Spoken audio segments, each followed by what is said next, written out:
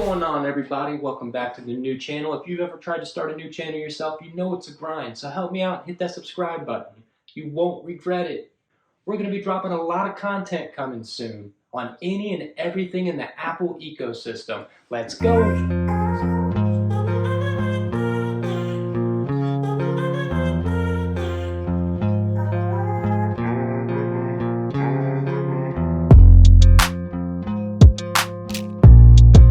So finally, I was able to get my hands on a pair of the new AirPods Pro 2.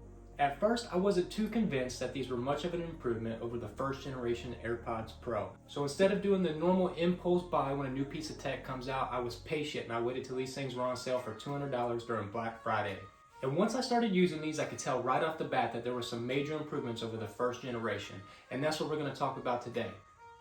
So, in the package, you get the AirPods Pro, the case, the manual, along with the ear tips, including more of them this year. Introducing the extra small ear tips this year for all my extra small ear people out there. And you still get the normal small, medium, and large sizes that you got with the previous model. The ones that come pre-installed are the medium-sized tips. This is probably the most common size and the size that I'm going to be using. You're going to want to choose whichever size is going to work best for you, creating an airtight seal inside your ear. This is going to lead to an overall better experience with noise cancellation, as well as put some better bump in your bass when you're listening to your favorite music. The case is pretty much the same size and shape that we had on the previous model AirPods Pro, though there are some key differences. Now there is a built-in loop for a lanyard on this year's model. If you plan on using these without a case, it might be useful. Just attach a lanyard and you're on your way. And they also added this built-in speaker to the bottom of the case, which really comes in handy and serves a couple different purposes. So whether you use a MagSafe charger or a lightning cable to plug these in, that speaker is now going to play a chime to let you know that these are in fact charging without having to look for that little status light. And there are more built-in magnets this year to the case, giving you that worry-free peace of mind that these things aren't going to get knocked off the charger so easily. Whether that's, on a MagSafe charger or even new to this year, you can actually charge these using the Apple Watch charger. So those built-in magnets are going to be huge. And just like you can ping your iPhone from your Apple Watch to locate where it is, you can now do the same thing from your phone to locate where your AirPods are. And thanks to the new powerful U1 chip that's built inside this case, you can now utilize the Find My app to take you directly where your AirPods are, even getting you within a couple of inches. It's going to navigate you there just like a compass would, and even vibrate when you get super close. It's basically the same thing as having a built-in AirTag in the case. And another cool feature is that it will actually chime if you accidentally put someone else's AirPod in your case, as well as send a notification to your iPhone letting you know about the mismatched pair. And this case is IPX4 rated, so basically that means you're protected from anything that's the equivalent of being splashed with water. So things like sweat and light rain, they should be able to handle with no problems.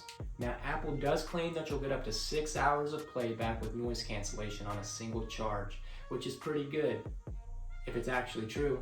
And honestly, I wouldn't know whether or not it is, because I would never wear my AirPods for 6 hours straight.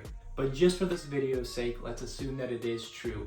That would be a significant improvement of 33% over the first generation's 4.5 hours of playback time. It is important to note though that these do utilize the 5.3 Bluetooth protocol over the 5.0, which does offer a lower power consumption.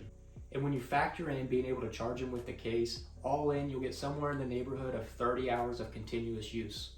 So we now have the ability to control the volume with this little notch here by sliding up and down. No more reaching in your pocket to try to control the volume with your iPhone. No more asking for Siri over the AirPod. It's great. And I'm really surprised that it took so long for Apple to add this feature in, because it is a huge time saver. You do hear a physical click when pausing, playing, or skipping audio, which is a nice touch that lets you know your input was received. You can now also long press to switch between transparency mode and noise cancellation, and it really does have a great practical application. For example, you have your music up loud with noise cancellation on and someone approaches you and starts talking.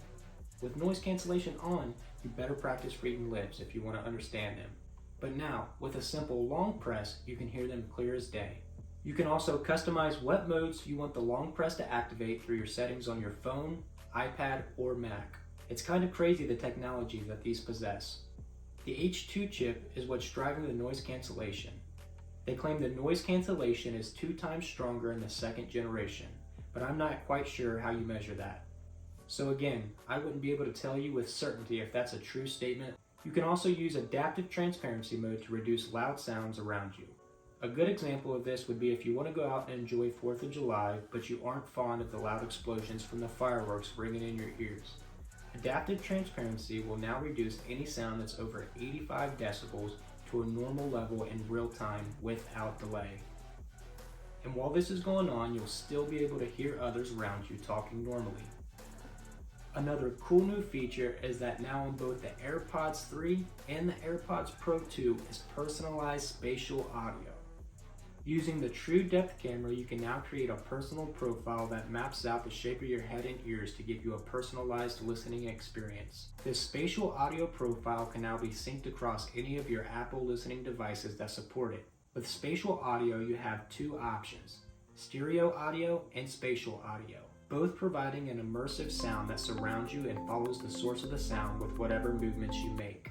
The H2 chip in each headphone also bring you new and improved computational sound quality, adjusting and computing in each individual AirPod on the fly to give you different EQ settings for every different song and sound you listen to, and it does seem like they have an improved bass over the previous model, just ever so slightly.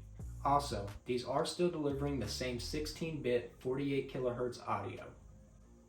A problem that many people are having, including myself, is that we're still experiencing that dreaded AirPods left behind notification. And it's crazy because so far 100% of the time they've always been right here with me. And it doesn't matter how many times this happened, it always just makes your heart drop for a second just thinking that you might have left them somewhere.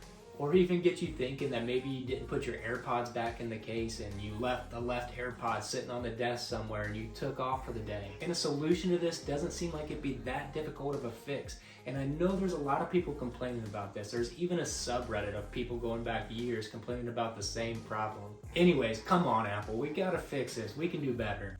And outside of that, my only other real complaint would be the lack of color options. I mean, we're starting to see more color options in the Mac computers, the MacBooks, and even the iPads and iPhones. When can we start to see this happen in the AirPods Pro? And those are really my only two big complaints. Other than that, I mean, I'm really pleased with how the AirPods Pro 2 turned out. And this may be considered a hot take, but if you already have the first generation AirPods Pro, it's probably not worth upgrading at this time unless you absolutely have to have that latest tech, or if you can find these on sale like I did for $200. And if you absolutely have to have the U1 chip and the physical controls in your AirPods, help me out by using my affiliate link in the description. Anyway, if you enjoyed the video, make sure to leave me a like and subscribe to the channel and help me get this thing off the ground. See ya!